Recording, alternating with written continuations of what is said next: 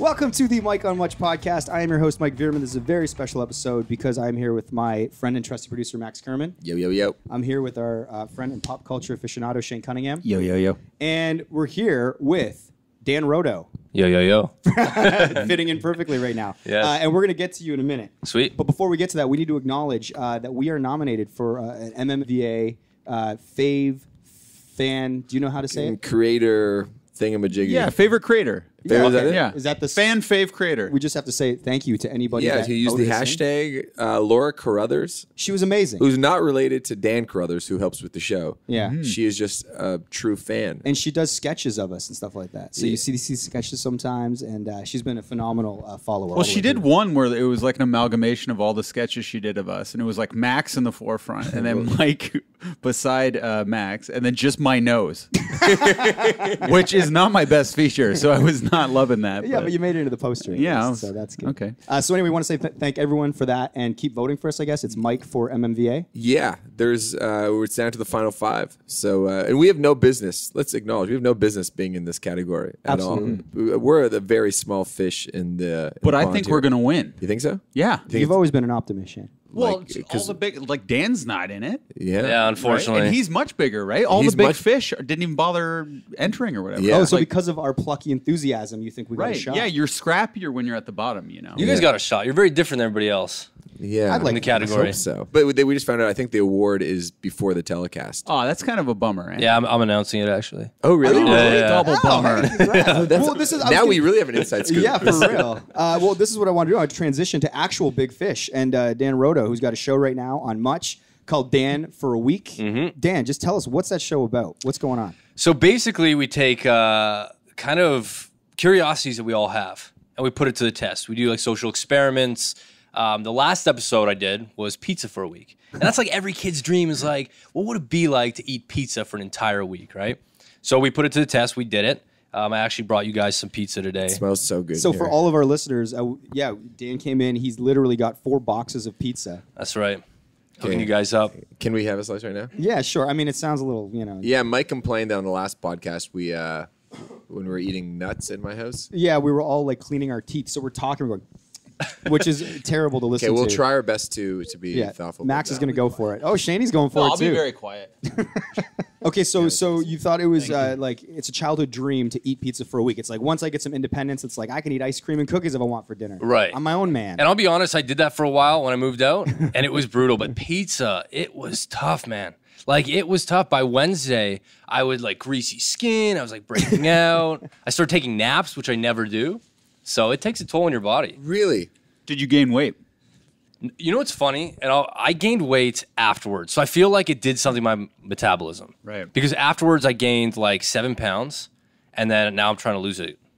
So I don't know if it messed with me then, but during the actual filming of the episode, no. I remember when the first night I kind of moved out of my parents' house. It was in Res at university, and I was just getting to know my roommate, Chris. It was the first night we were kind of just sitting there really awkwardly, and it was like midnight, and we were like 17 years old, and we weren't allowed to drink, or no one had alcohol. So we were just sort of sitting there very soberly and very kind of nervous, first night away from home.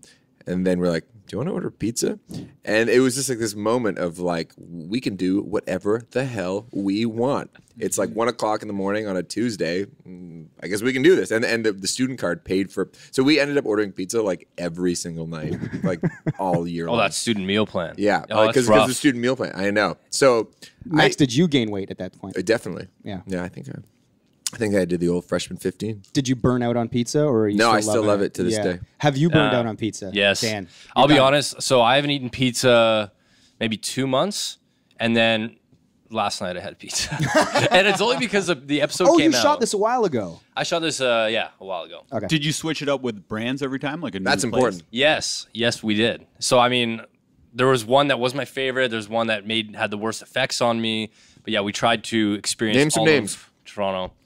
Name some names. Yeah, we want some Let's Toronto do pizza it. joints. What do you like? What you don't like? Let's see. Pizza was pretty rough, and I brought that for you guys today. I Thank you. apologize. We know where we are on the hierarchy now. It was just very He bready. couldn't bring us any north of Brooklyn or anything. He brought us the Yeah, pizza. where's our maker? Well, pizza? there's a lot of good local shops. Like there's Queen Margarita, Yeah. which is so good, and there's actually 2 locations of that, and that was like a whole different ball game. That was like I wasn't even pizza. This was like pizza is traditional pizza. The bread would make you so tired. It had the worst effect on me. What were your your YouTube channel is the Danocracy. You have over 360,000 subscribers.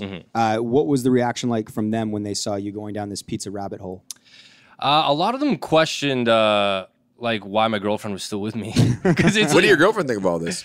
She was into it. So we've done a couple episodes. We did Hulk hands. She was into it. Where you look so sexy. Mention that pizza. Well, like the Hulk hands episode, it was like our 1-year anniversary. So like to stick to the plan, I had to wear the gloves during our dinner, and I did. I was trying to open wine with it. So in that aspect, she wasn't thrilled. But the pizza, it was great because every time she came over, I had pizza for her. There was leftovers. So was she wearing Hulk hands? No. Oh no. That would have been interesting. Right? Yeah. Hulk hand job. No. Yeah. No, that joke was made a couple times. Right. The whole Hulk smashing. Stuff like that. But were you able to be like intimate with your girlfriend while wearing the Hulk hands? No, God, no, man. She wouldn't touch me with a 10-foot pole with those things.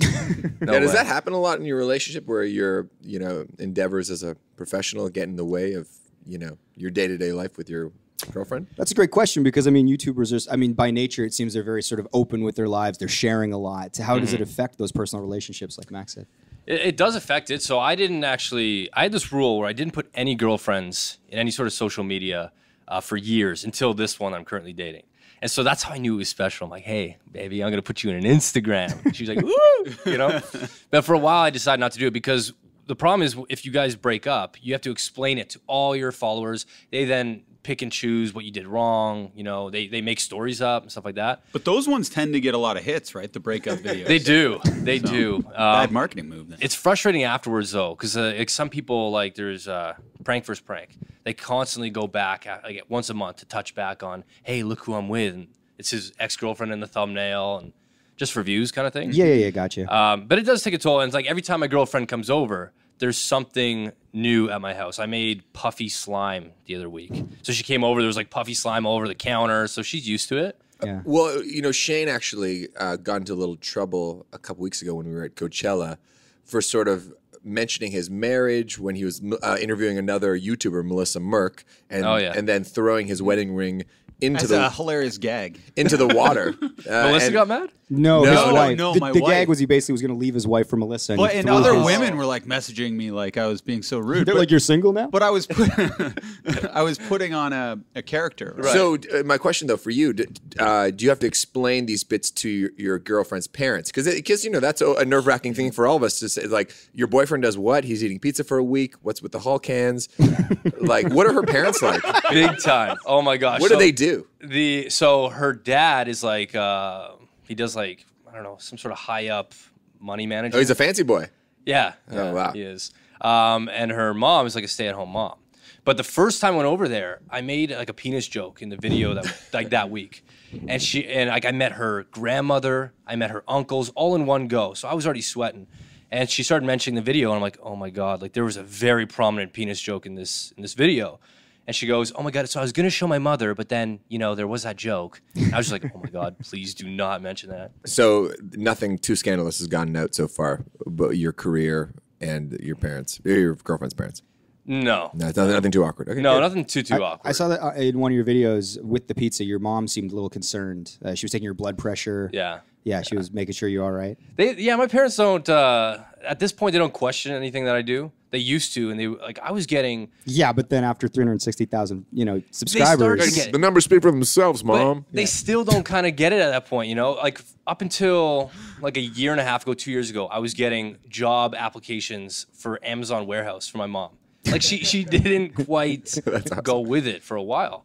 Then I bought a car. I moved out, so she kind of realized. Sweet car too. Okay, he's doing it. Yeah, and what do they customize? Vanity plates? Yes.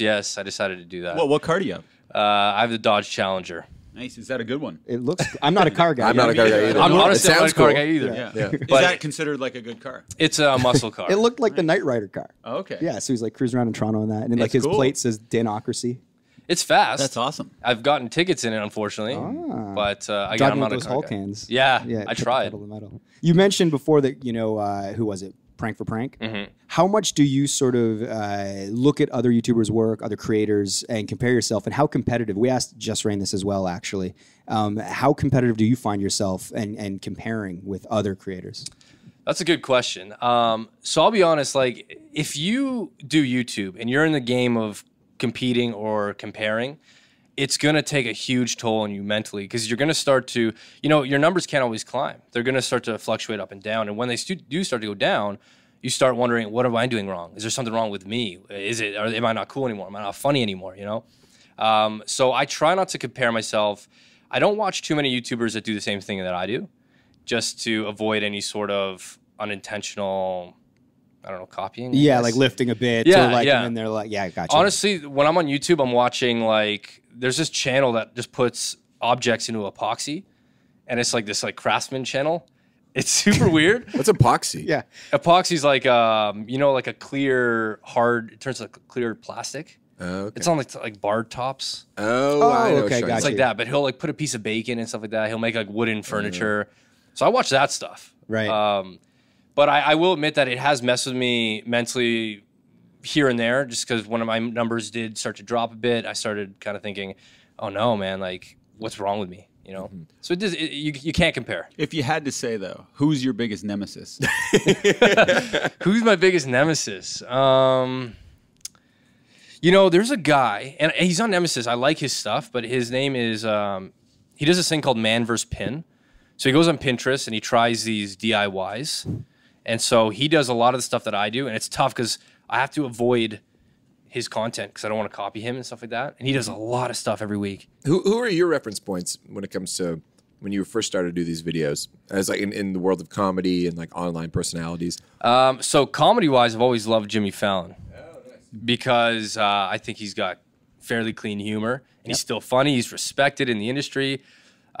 He's also like a quadruple threat. He sings, he plays an instrument. He's got everything. Comedian. And now he's killing the YouTube game too. Yeah, he's figured that out.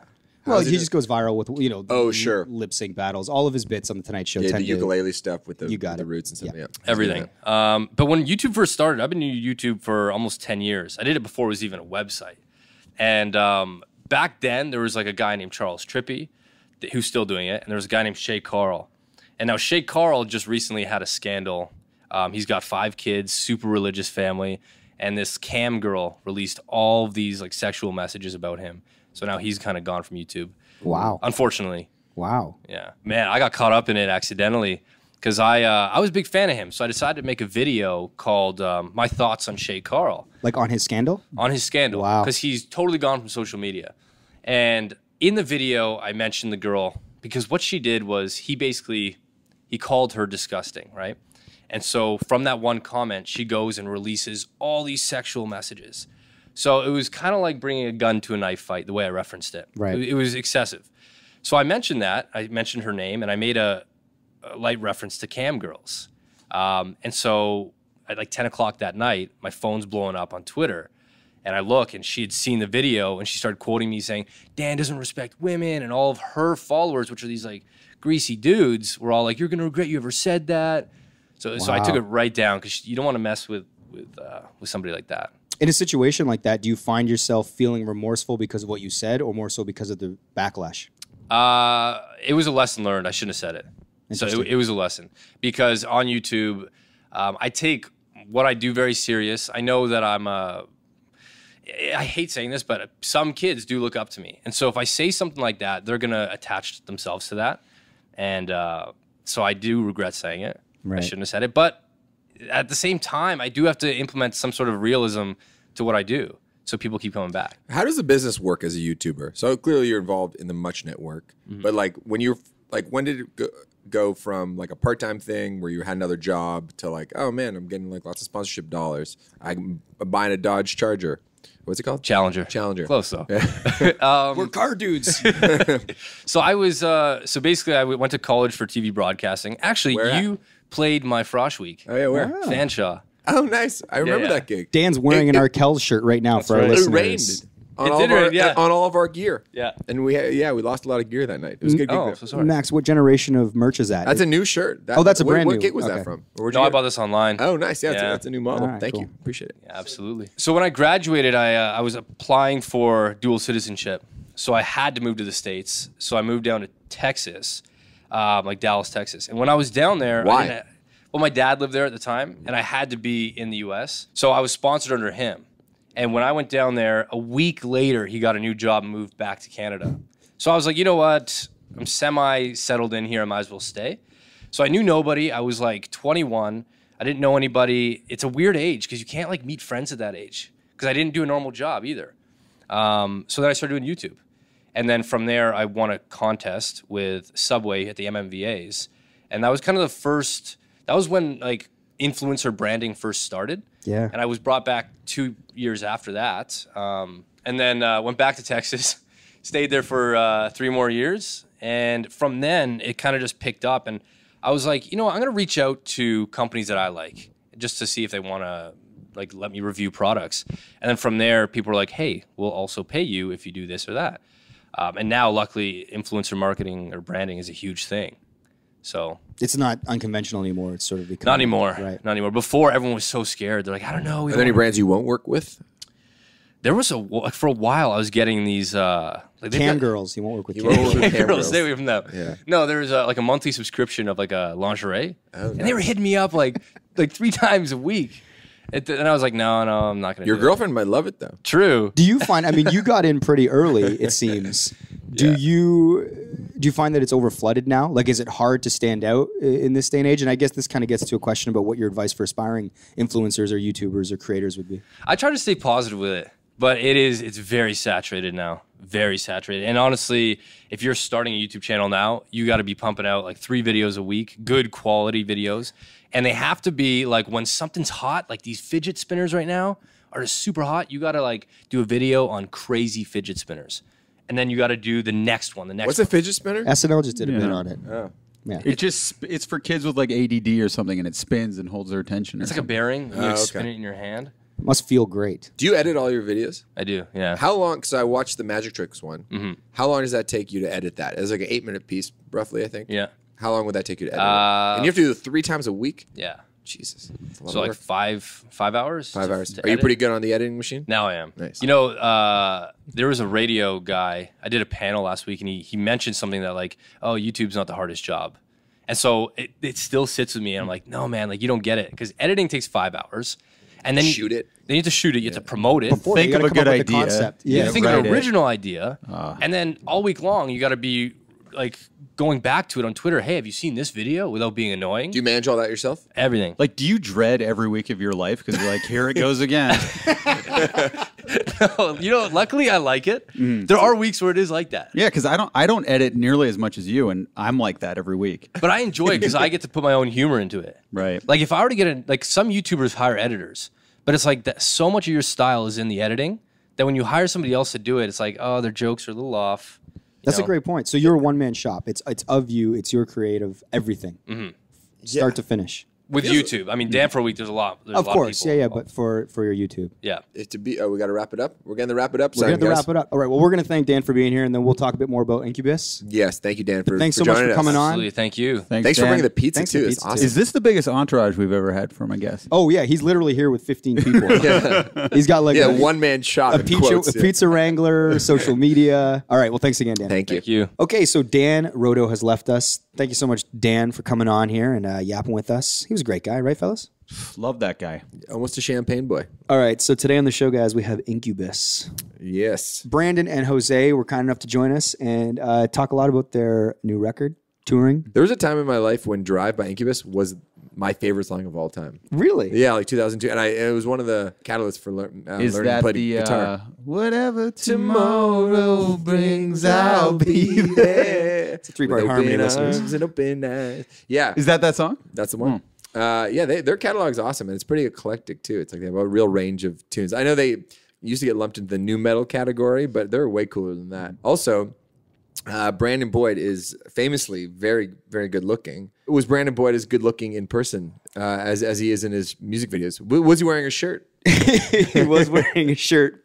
Has But Father Time caught up with him? No, he's in that He's one of Jared those Leto guys. category where like he's one of those California guys that clearly eats the right food, takes care of his body. He did have a few buttons done down, like to sort of to the top of the. Yeah. He's got that little chest hair just between his in the middle of his chest there. He looks very youthful and healthy, and I feel like all those guys that are a little bit older, like Jared Leto, like what is he? He's like 45, something like that. So it's like these guys have to basically like eat super well, work out. But yes, Even the No Doubt guys, They looked great. Who we'll get to later because we just interviewed Dreamcard today. They look great, and they're all probably mid-40s now. I want to say. Okay, here's a question: well, if you guys were in rock bands, like lead singers of rock bands, and had hot bodies, would you always have your shirt off? Or would you find excuses to take off your shirt? Like I saw Panic at the Disco last year. I didn't think that they were like a shirtless rock band, but that dude's taking off his shirt live. Anthony Kiedis still does it. Would you do it? I wouldn't. No. No? If I had a great torso, I would never wear a shirt. I wouldn't, because I love being shirtless. See, I'd be like Matthew McConaughey. I've been in really good shape in my life, and I've been in horrible shape. So, like once I was in too good of shape where I took my shirt off and I just looked like so vain it was embarrassing. Yeah, it's not your brand really. No. So if maybe I could be skinny without muscle and look like I wasn't trying, maybe I would then. Yeah, I'd probably in that department too. But also, I feel like you have more. There's more freedom if you're a California guy to take off your shirt. It's like more like Part of the culture. It's part of the culture. He literally surfs every day. He doesn't have to wear a shirt most of the time. Like it's just a fact of his day-to-day life. Can you envision a time where you would ever perform shirtless, Max? You know what? It happened once. It was like an early gig with the Arkells. I was actually Charlemagne at the time. It was in St. Catharines. It was a Sunday night. There was nobody there. And then just before we went on, the promoter told us that they weren't going to pay us. So I think our pay was probably about, I'm not even exaggerating, $35. Right. And so out of protest, we performed the last half of our set with our shirts off. Wow. Yeah. Do you think you have the best bod out of the three of us? No, you do. Really? I think so. Wow. Yeah. Thanks, fellas. That's why I never take it. All right, you guys want to get the Incubus? Let's get to it.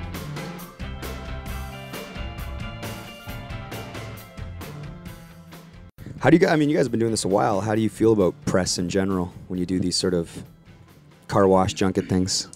It's one of those things where it's the closest that you get to this job feeling like a job. Yeah. But even then, it's still a pleasure. We're so happy to travel around and talk about the thing that we love to do. So we before we were here, we were in New York for the past couple of days doing the same thing. And before that, we were in Mexico City doing the same thing. And then a couple weeks before that, we were in London. And before that, we were in Berlin. And then doing a bunch of it in Los Angeles, where we're from, too. And the saga continues. Yeah. Are you guys doing shows or is it just press for the record? Yeah, we got like a couple like TV things that are happening this Right. month, and then we go back to Mexico City for the Warped Tours being first time being in Mexico City, so we're gonna play that, and then we're doing a K-Rock show back in LA this month as well. So a few things here and there, but we don't start our proper tour in the U.S. until the second week of July. Oh, nice. Nice. Yeah. I kind of want to go back to the start a little bit and just, I wanted to ask, like, growing up, was music sort of a big part of your family lives? Very much so. My mom is an artist, and she was a singer and a dancer growing up. So when her and my pop met, they were in theater together. Oh, wow. Musical theater and stuff like that in California. So I suppose it makes perfect sense that all of their kids have interest in music. And then my mom played the piano and sang, and her dad, my grandfather, played guitar and used to sing to my brothers and I. So it was a huge part. And then also just growing up where we grew up in a suburb outside of Los Angeles, I think we were exposed to and had access to kind of an international music scene. So there's always something coming through Los Angeles. Yeah, did you feel like, not pushed towards it, but was performing always going to be a thing that you were sort of drawn toward? For me, it's still sort of happily surprising that I am a singer of a rock and roll band, because I was always a little bit more shy or anxious around the idea of performing, and it took me a little while to get over that hang up. Jose and I grew up together, and we grew up around a love and fascination for art. So both of us paint and grew up drawing and studying those things. So I kind of figured that we would both end up in professions that were in that realm, more of a visually expressive realm. So, but what's cool about what we do is that, writing music is not terribly dissimilar from painting a picture, but we also have the opportunity in this realm to express our visual capabilities and our visual creativity, because we're designing production for concerts, we're making music videos, we're designing album covers and artwork, it's a creative endeavor all around. Yeah, you get to really be as multi disciplined as you want. I mean, really, the sky's the limit. You could be as controlling as you want to be, or as hands off as you want to be. But it's fun. Jose and I have designed lots of the Incubus album covers and a lot of the Incubus merchandise, and so every show you've ever seen has been, at least in some part, a brainchild of some of us or all of us. Right. So. Yeah. Plus the art and drawing and all the visual stuff still is a big part of my life. I know of Brandon's life too. So it's like there's just many different facets for it to come out. I mean, when you guys collaborate on those things, how does it ever become contentious where it's like, no, it needs to look like this? Or has it always been sort of an easy collaboration when deciding on album covers or anything when it comes to the there's art? a lot of spitballing, I think we always are pretty good with finding a happy medium where everyone's happy, but, we're 5 different individuals with different opinions. And same with, the music writing part of it as well. It's like everyone has their thoughts and their opinions, and it's really just I think it's really just having respect for one another, hearing each other out, just under a mutual respect, I think, and through all of that we kind of just find a place where everyone's happy, everyone's contributing, and then the final product is really just a big experiment where everyone's contributing. And for this last record, I think we've successfully done that, and I got to say more so than probably the last couple records in my opinion, Just being in a band is an experiment in cooperation. It's a family, it's a microcosm for a traditional kind of family unit. And it's interesting and kind of ironic because in some ways, like, our band family has been more successful than some of our individual family units. That's been the place where it's like, we got to work this one out, what I mean? But it also is an exercise in malleability and adaptability. Like, we have to, you don't have to, I think we've all chosen to be of a relative malleability at all times, especially when we're making music, because there is no absolute right answer. Right. A song can start one way and end up a completely different way, and you have to be open to that possibility. Otherwise, you're just going to lose your mind in the process. If you try and get too controlling or too micromanaging, especially with the creative process around songwriting, you'll just end up pulling your hair out. So it's actually a wonderful exercise to be that open and that adaptable, especially when you're lending so much of your emotional and occasionally egoic self to the process, because you could put like your heart into an idea and you're pretty sure that you've struck gold or you've had a moment of genius. You're certain of it. And then your band members are like, it's okay. It'd be cooler if you didn't do any of what you just did and maybe do this, And so you learn an adaptability and a malleability that I know I've actually taken it into my outside life quite a bit, and it's helped me to not take things so seriously. Does time help you not take maybe that, not rejection, but sort of like maybe lack of enthusiasm so hard? Absolutely. We have a lot of practice with it. We have over a quarter century of practice in adaptability in these creative things. And I think it might be another reason why we all have, I guess what you can call side projects. I hate that term, but things that we do aside from Incubus, creative projects that are away from Incubus, that we get to be as sort of self-indulgent as we want, you know, and both Jose and I paint and are visually expressive, and well, actually all of us make music outside of the realm of Incubus. But then when we come back into the fold for this band, it's like we're taking those extracurricular activities and adventures, and they all kind of help to inform a bigger picture with our band. So I think it's one of the reasons why we've continually been enthusiastic about this project, is that it's like, you guys, like, look what I found in these past 2 years when we haven't been making music. Like, I found this new way of writing, or I found this new way of playing guitar, or, you know what I mean? Like, there's all these different things that we kind of bring back from our individual adventures. Right. Yeah. Time and experience definitely helps. And I think also just, I think our level of optimism too, because I know for myself, I feel like everything's going to work out the way it's supposed to, you know, and not to get all hippie, but I truly feel that way. So to get hung up on things that may have bothered me years ago. So there was a time when you were a cynic, though, or more cynical. I mean, I think I still kind of am, but I always have a level of optimism in my life. You know, a dose of both probably is wise. It's a good balance of the two. Don't drift totally into cynicism, but to have it on your radar. Yeah. To have certain, I guess, what you'd call potentialities or inevitabilities on your radar, mixed with a healthy dose of optimism, is, I think, the best way that we've found as a band to approach this whole thing. Right. You know, you're aware how things could go. Doesn't mean that they will in an absolute sense, but it's like, over there, if we keep going down this road, things could get shitty. So we should probably steer in this direction. But even if it does get shitty, you know, which it has. That's where the optimism comes in, Yeah. and you find the silver lining. Yeah. I mean, that's kind of how I, you know, keep moving forward, keep pushing on. Right. Did you come from a creative family as well? You know, not really. My dad played a little bit of trumpet in high school, but and he's also he was an engineer for a long time too, so he kind of had some creativity, you know.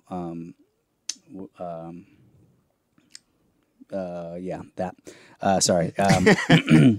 But for the most part, I think it was just something that was always in me, and not so much something that I saw in my family. But music was definitely a part of my family. So I just remember growing up listening to a lot of like Mexican, Spanish music, and then just you know, there was always music in the background somewhere, you know. So it kind of seeped in, and before I even knew I wanted to play music, I was just always drawn to it and very rhythmic. I always sort of was sort of just enthralled by the beats and the drums and the rhythms. So, you know, that was just my normal tendency. So growing up, becoming more aware of music and music that I particularly liked, like in the end of, I'd say, elementary school, middle school, I started finding the bands that I personally liked. Yeah. And it just was inspiring. And more as I was getting older, I wanted to play music. So I wouldn't say so much it came from a creative background, but it was definitely in me somewhere from some place, you know. Totally. You guys started the band in grade 10? Yeah. Around there? 1991, yeah. So, I mean, I guess success kind of happened. Would you say sort of like you guys were sort of in the machine pretty early on, but was there ever a time where you thought, like, when did it become a viable sort of career path, I guess would be my question. I'm not sure it is still. No, we're officially like, we're in this. Like, we're professionals. It worked out for you point. guys. We're in deep. Yeah. I don't know. There wasn't any one specific time. It was just always, we always had kind of like small goals, you know, like first playing parties. Sure. Then playing to, you know, big parties. Then maybe playing a club in LA, even though we had to pay for the tickets. Sure. Play is what they called it. Yeah. Bar mitzvahs. We did bar mitzvahs in there. We did a couple bar mitzvahs, but it always grew very slowly, but in that direction. You could see that it was growing, though. Yeah, it was sure. Yeah. So we kept grasping. Some big opening gigs where you play for an established band. Yeah, exactly. But was there ever a time where you thought, oh, this isn't a viable path, we might have to do something else? Or did it always sort of grow organically and you were on the right path all the way? I think it always kind of grew. It always had some element of like hope to it, and I don't know if that's because it actually did in reality, or we were just sort of like blindly optimistic. Sure. But the thing is even if we were just blindly optimistic, I would have to assume that that is part of the formula for some of our success, is that we believed that we were that we were heading somewhere. There are moments where we probably weren't. If we really checked in, like true pragmatism, there are probably moments where it was like, you guys should probably get jobs now at this point. No, we always kind of just forged ahead, even amongst some of our biggest failures. And I think it's got to be one of the reasons why we still are here, why we still love making music, is that we have a kind of internal but also eternal optimism. Yeah. We've always had a little nibble of the carrot dangling in front of us, just enough, for us to just keep moving forward, Nothing has ever been sort of handed to us on a silver platter either. All of our triumphs have been hard won. We've always felt like we earned those opportunities. But most of us come from very sort of quote unquote working class families too. Like we all had to have jobs growing up. Right. And we all had to, I didn't get an allowance just because I lived in that house. Like my pop grew up very poor. So it was like my brothers and I had to work. We had to do like yard work and then shop work and then housework. And then we got like our pittance, So the principles of sort of working to earn money was always instilled in you from an early age. Very much it's a good so. ethic, good work ethic from that, and I'm same. We also, it's interesting now that I'm kind of thinking about it, we don't take some of the luxuries that we've accrued in this band for granted either. Like when we fly in business class seats, we're always sort of like, these are nice. Like we're testing them out and, like, check it out. They got X-Men, like all of these things, or even like a nice hotel. Or you're still appreciating the perks. Honestly, like those things have not gotten old to me yet. That's crazy. It's amazing because we also spent the first 2 solid years of touring. We were just talking about this because we're riding around in a passenger van today, and it's like the exact van that we cut our teeth in, lived in, and drove ourselves around the States for the first 2+ years. And it was hard, man, but it's like we carried ourselves to every gig we ever did and set up our own gear. Yeah. And broke it down, sold the merchandise out of the back of it, We're definitely the tortoise, of the two. Yeah, exactly.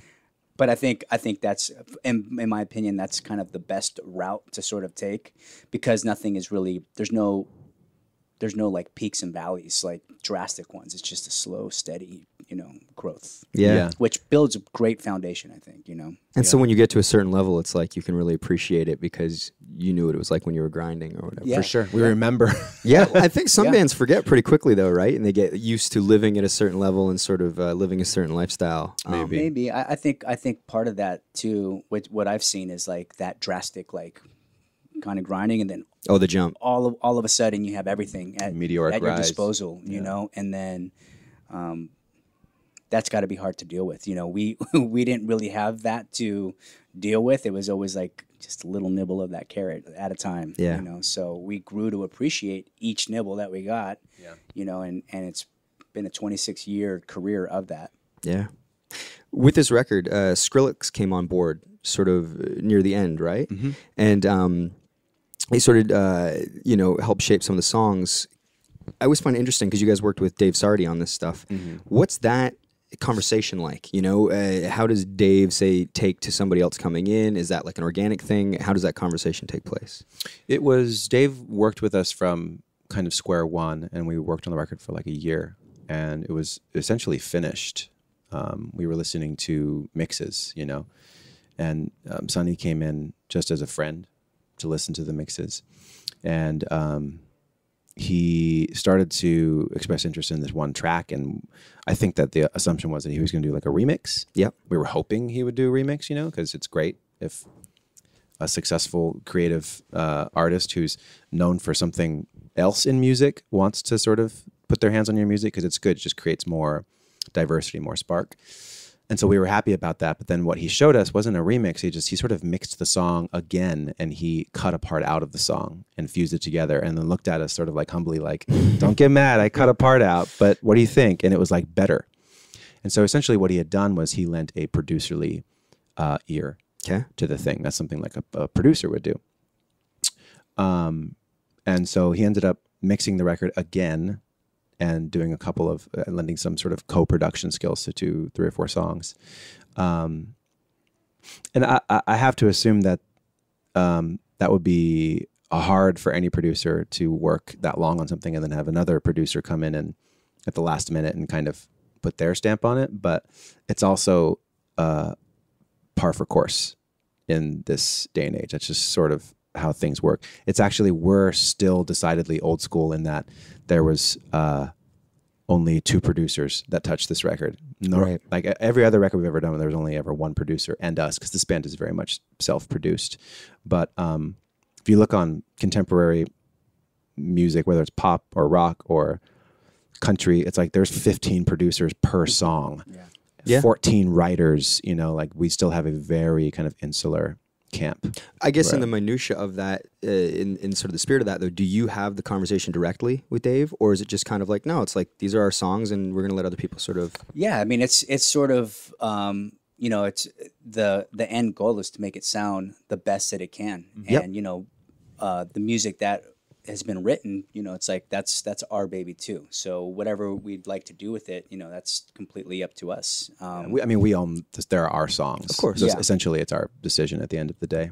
And for that to have happened at the last minute, that was so unexpected. Yeah. But it was also a really amazing experience too, eye-opening one, because it's someone known for something completely different, and to kind of just turn it up that extra level, it's like that's the end goal, is to have the best sounding record that you possibly can, And it kind of doesn't really matter. It's like everyone has an opinion on what you should or shouldn't do. Sure. But it's kind of like what we feel collectively. However you get there, you just got to get there. Is the best thing for us, and that's how we've kind of lived our career. Do what we think is the best for us. We've been following our nose through the process the whole time, and it's only steered us horrifically wrong a couple of times.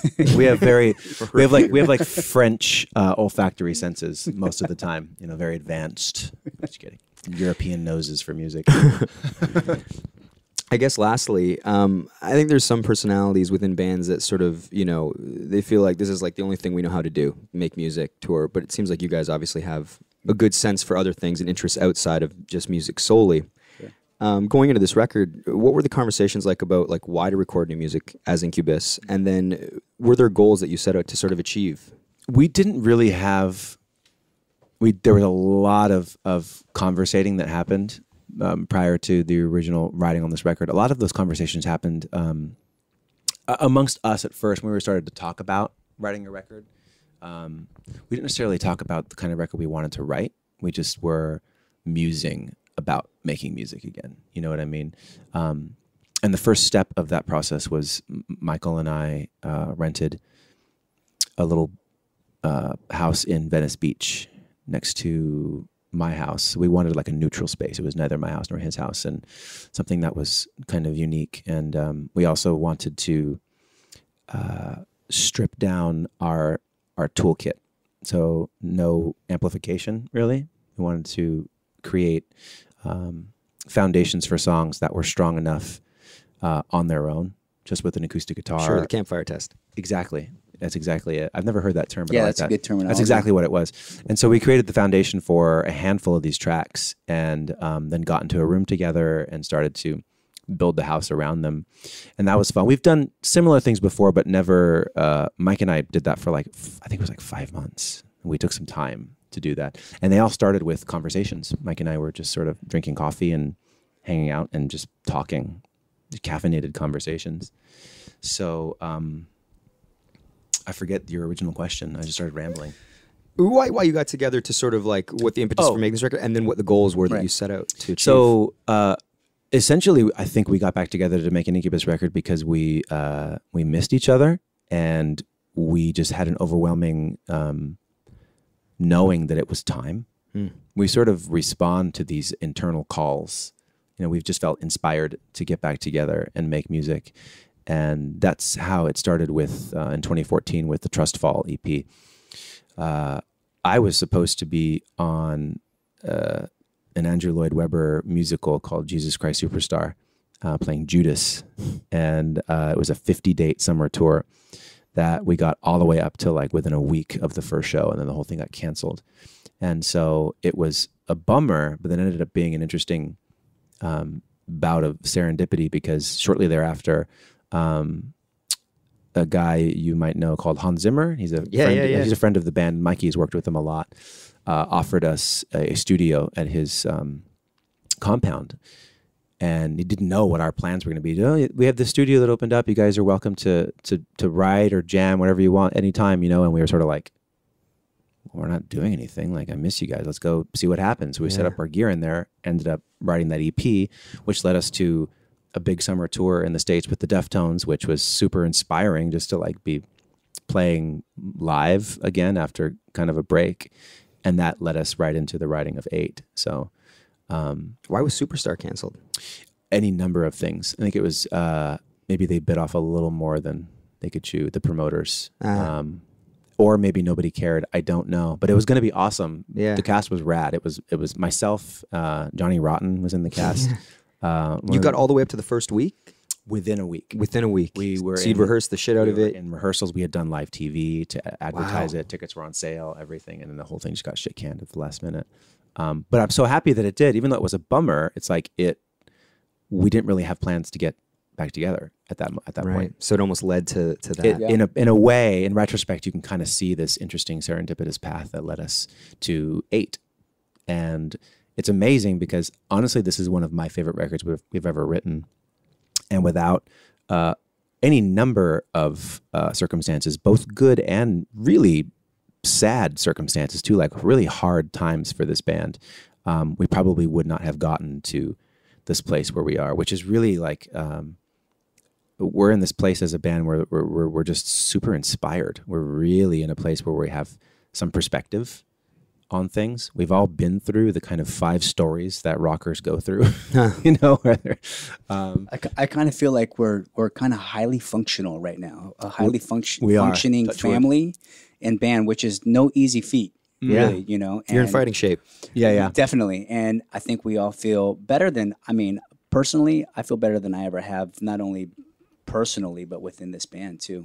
And the goal, like the simple goals, because, you know, I like to set goals that I can, you know, arm's length away, was to write a great record, and it sort of surpassed that expectation. It's like it's my favorite record that we've done thus far, you know, and you know, to go out and share that with the world is another goal. Like, you know, probably 4 or 5 years ago, I didn't know if we would put out another record ever again, you know, and to kind of look back at that time and see us where, you know, we're sitting here now promoting like a great piece of body of work is like pretty incredible. You know, I feel like we've achieved a lot of those goals already.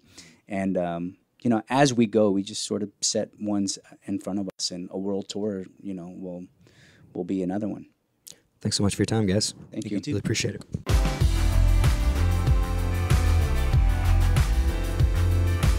Welcome to everybody's favorite part of the show, the dessert. We are here with our friend and pop culture aficionado, Shane Cunningham. Shane, welcome. How are you? You were here in the opening, so it's not really welcome. I'm back now. Max, I'm supposed to ask you, I forgot to last time.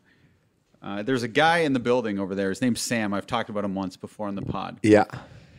So I tend to get dragged into things. And because I kind of like, I'm like, yes, man. I say yes to everything. And Sam's also a writer-producer here. He's a writer-producer here, director. He's doing a film where I'm playing a woman in it. And it's not a comedy. It's How, is this like a short? It's supposed to be like a... It is a short, yeah. It's like a comment on like gender identity or something. But anyways, something that you're a real prominent I'm playing a voice woman, in. but I'm not dressing as a woman. I'm like playing a pregnant woman in it. Okay. It's kind of weird. But we're applying for Bravo Fact, and we thought it would be a better chance of getting it approved if you were the composer on it. They want me to do some music for it. Yeah, it might not get accepted, but we're just, shooting for the moon. Yeah, I mean, sure. Yeah. Okay. Let's talk good. about it. Wow, this is all happening in real time. Yeah. Like, because Sam actually wants to take this portion from the pod and send it to Bravo Fact. So you just agreed to it. It's legally or binding. no? Yeah, sign me up. Okay, cool. Let's do it. Okay, Done. so that's off my list. This list is hilarious. Now he asked me to borrow $150. I want to tell everyone to see Master of None season 2. I gotta watch that. Oh, there's wow, pop culture aficionado hitting us with some pop culture. Yeah, You man. did it first. No, but I found like a lot of people did not give Master of None season 1 a chance. I liked it. Besides you, though, like Mike Veerman's brother Greg he's a hard guy to get to like something, and he hated season 1. But I was like, forget season 1, watch season 2, and you'll love it. It's the most Greg Veerman show of all time. He was hesitant, but I kept pushing it. He watched the whole season in one night. Yeah, he says it's a masterpiece. It is. It's awesome. Yeah. And I implore you all to watch it. I'm off Instagram. I thought I'd announce that. What? I'm finding I'm living a more stress-free life now because of it. I didn't think it would affect me this much, but it is. Who spurred that decision? Well, I had my colonoscopy. You know what? Let's talk about that because we have not talked. I know that you had this pretty invasive procedure, and we haven't talked about it since. So, as our listeners know, you've been having a lot of issues with your butt, your body, your bowels. All right, a quick producer's note here. The rest of the episode is mostly Shane talking about his butt and his colonoscopy and issues around that area of his body. So if you're not interested in that kind of story, see you next week if we don't die on the weekend. But if you're interested in and concerned about Shane's health, listen in. I just didn't know what was going on. It always felt like I had to go to the washroom. It's a condition called Sinisa Mousse. So it's basically what all it means is it always feels like you have to go. Like the feeling of having to go isn't actually that annoying, but when it persists 24 hours a day, it's unbearable. So anyway, I went in and after a month of waiting, the day finally came. And you know, I'm very scared of having anything go up my butt. Like they say the G-spot's up there.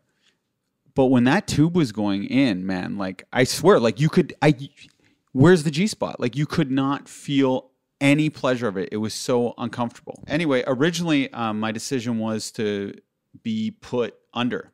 So I was gearing up for that, but a lot of people were saying there is some negative effects that can happen from that. I had this fear of, for some reason, that I was going to get an erection and wake up with like a boner or something like that.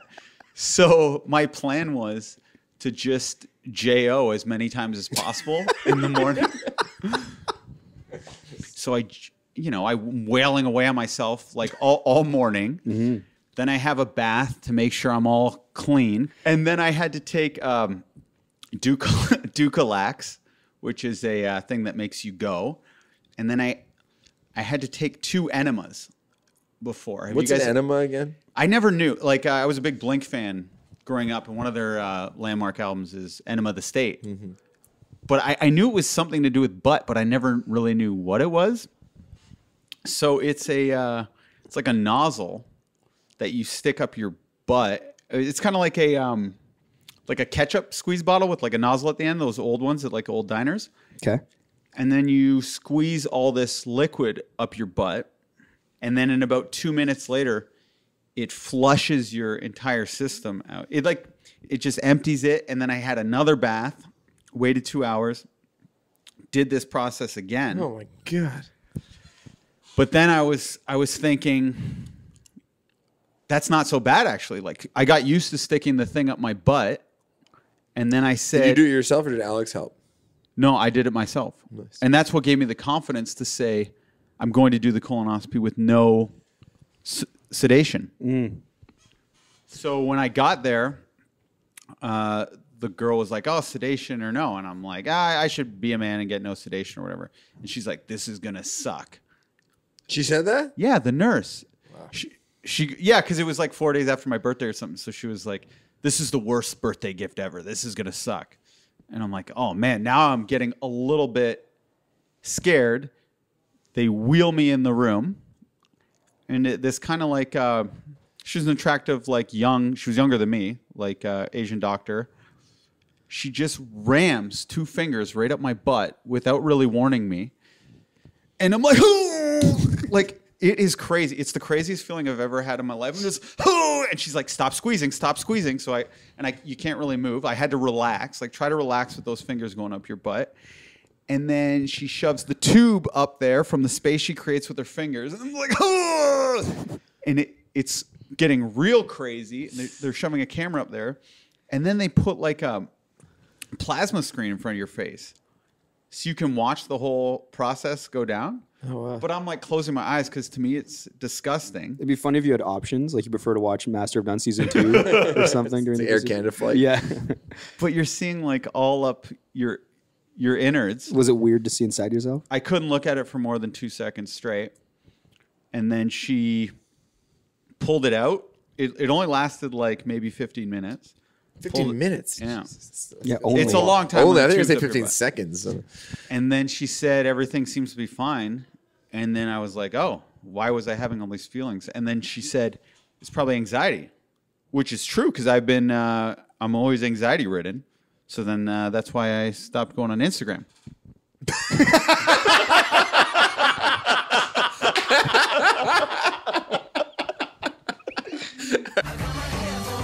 Thanks so much for listening. Thanks again to anyone who voted Mike for MMVA. We're thrilled to have an award nomination. Yeah, thank you so much. Pretty awesome.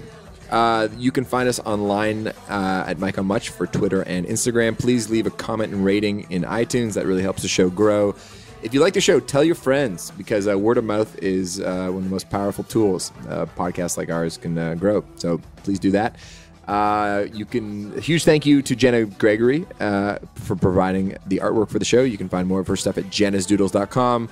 Of course, thank you to Dan Carruthers, who helps this show roll, Justin Stockman, Greg Stewart, Kristen Nicholas, the whole team we have here helping us out. Thanks to Dan Rodo for coming on. Michael Much Podcast is produced by Max Kerman. Shane Cunningham, our pop culture aficionado. Thank you. I'm your host, Mike Bierman. See you next week if we don't die on the weekend.